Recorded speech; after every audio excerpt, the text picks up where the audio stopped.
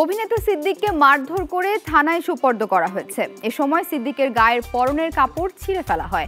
সিদ্দিককে মারধর করে থানায় নিয়ে যাওয়ার একাধিক ভিডিও সামাজিক যোগাযোগ মাধ্যমে ছড়িয়ে পড়েছে।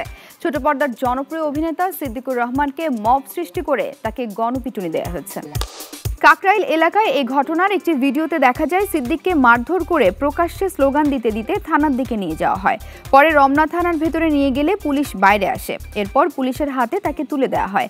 এই সময় তারা আওয়ামী লীগের দোসর উল্লেখ করে নানা স্লোগান দিতে থাকেন।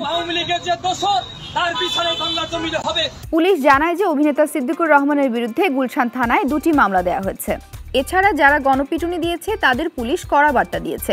সম্প্রতি সিদ্দিককে মারপিটের একটি ভিডিও সামাজিক যোগাযোগ মাধ্যমে ছড়িয়ে পড়ে। ভিডিওটি ভাইরাল হওয়ার পর পুলিশের সঙ্গে কথা বলে এসব তথ্য জানা যায়। বিষয়টি জানতে সিদ্দিকুর রহমানের সঙ্গে যোগাযোগ করা হলে তাকে ফোনে পাওয়া যায়নি।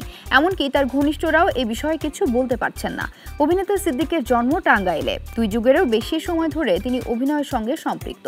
তিনি আওয়ামী লীগের রাজনীতিতে সক্রিয় হওয়ার চেষ্টা করেছিলেন। বেশ কয়েক বছর ধরেই তিনি নির্বাচনে অংশ নেয়ার পরিকল্পনা করছিলেন। ঢাকা 17 ও টাঙ্গাইল 1, মধুপুর ও ধনবাড়ী আসন থেকে একাধিকবার আওয়ামী লীগের মনোনয়ন নেয়ার চেষ্টা করে ব্যর্থ হন এই কৌতুক অভিনেতা। ইফতেখার আহমেদ ফাহমি ও রিদওয়ান রনির হাউসফুল নাটকে সিদ্দিক নামে অভিনয় করে প্রশংসিত হয়েছিলেন তিনি।